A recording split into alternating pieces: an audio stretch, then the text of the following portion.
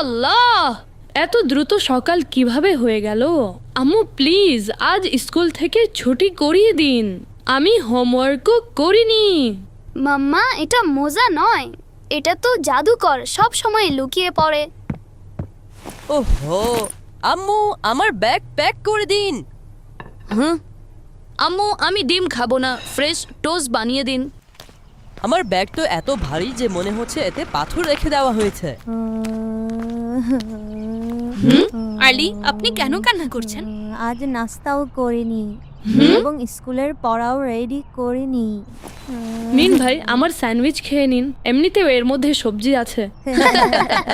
আপনি নাস্তা কেন করেননি? আপনারা সবাই কতই না সৌভাগ্যবান, আপনাদের মা জীবিত আছে। মা থাকা কত বড় নিয়ামত। মা ব্যতীত জীবন কতই না অসম্পূর্ণ। আর আমরা আমাদের মাকে প্রতিদিন পেরেশান করি, নিজের কাজও করি না। এখন বাস কাল থেকে আমি নিজের সবকিছু নিজে করব, আম্মুকে খুশি করব। ইয়ে!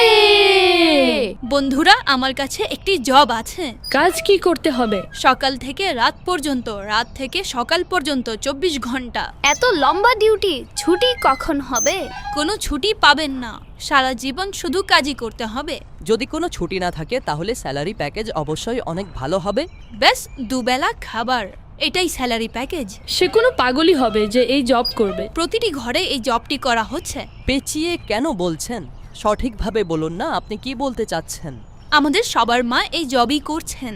না কোনো স্যালারি, আর না কোনো ছুটি, আর না কোনো বিশ্রাম। ব্যাস কাজ, কাজ এবং কাজ। আমার আম্মু এত কষ্ট করে খাবার রান্না করেন আর আমি এত নাটক করি। ইয়ে! আল্লাহ তওবা, আমি তো আমার আম্মুর কষ্ট আরো বাড়িয়ে দিচ্ছি। আল্লাহ পাক আমাকে ক্ষমা করে দিন। ব্যাগ থেকে বেঁচে যাওয়া খাবার বের করাও কি তার দায়িত্ব? মাকে একটি মুচকি হাসি দেওয়াও হজের সমান। চলুন আজ থেকে নিজেদের কাজ নিজে করি, মাকে একটু স্বস্তি দেই।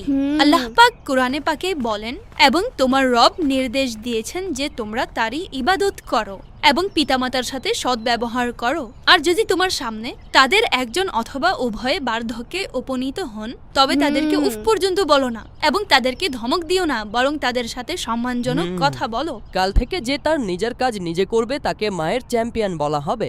আমি তো কাল থেকে মোজা নিজে খুঁজে নিব, যদিও বা পুরো ঘর উল্টে যাক। আর আমি ডিমকেও হাসিয়ে দিব। আমিও আমার আম্মুর হেল্প করব এবং আমার আম্মুকে আইসক্রিম গিফট দিব। শাবাশ! হযরত আবু হুরায়রা রাদিয়াল্লাহু তাআলা আনহু থেকে বর্ণিত যে এক ব্যক্তি আরজ করলো, ইয়া রাসূলুল্লাহ সাল্লাল্লাহু তাআলা আলাইহি ওয়া আলিহি ওয়াসাল্লাম, আমার সর্বাধিক সৎ ব্যবহারের হকদার কে? তিনি ইরশাদ করলেন, তোমার মা, অর্থাৎ মায়ের অধিকার সবচেয়ে বেশি। তিনি জিজ্ঞাসা করলেন, তারপর কে? ইরশাদ করলেন, তোমার মা। তিনি জিজ্ঞাসা করলেন, তারপর কে? হুজুর আকদাস সাল্লাল্লাহু তাআলা আলাইহি ওয়া আলিহি ওয়াসাল্লাম আবারও মায়ের কথা বললেন। তিনি আবারও জিজ্ঞাসা করলেন, তারপর কে? তিনি ইরশাদ করলেন, তোমার বাবা। আম্মু আমি নিজে উঠে গিয়েছি। মাম্মা, আজ আমি সবকিছু নিজেই খুঁজে নিয়েছি আর জুতাও পলিশ করে নিয়েছি। আম্মু আমি রেডি হয়ে গিয়েছি। আম্মুর ডিম অনেক মজা হয়েছে। আজ আমি সব কাজ নিজে করেছি, আম্মুকে অবাক করে দিয়েছি। আমি আমার আম্মুর মাথাও টিপে দিয়েছি। তারপর আমরা দুজন মিলে হিকো আইসক্রিমও খেয়েছি, অনেক ভালো লেগেছে। আমি আজ আম্মুর জন্য চাও বানিয়েছি।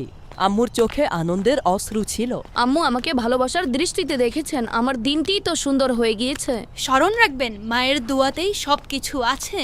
পিতামাতার অবাধ্য সন্তান কখনো জান্নাতে যেতে পারবে না। হযরত আবু বকর রাদিয়াল্লাহু তাআলা আনহু হতে বর্ণিত, হুজুর আকদাস সাল্লাল্লাহু তাআলা আলাইহি ওয়া আলিহি ওয়াসাল্লাম ইরশাদ করেছেন, পিতামাতার অবাধ্যতা ব্যতীত আল্লাহ পাক সকল গুনাহ হতে যাকে চাইবেন ক্ষমা করে দিবেন। আর পিতামাতার অবাধ্যতার শাস্তি মানুষ মৃত্যুর পূর্বে দুনিয়াতেই পেয়ে যাবে। ব্যাস আজ থেকে আমরা মায়ের খিদমত পরিপূর্ণভাবে করব, ভালো কাজ করব, মাকে স্বস্তি দিব, আমরা মায়ের কথা শুনবো আর তাদেরকে ভালো মানুষ হয়ে দেখাবো।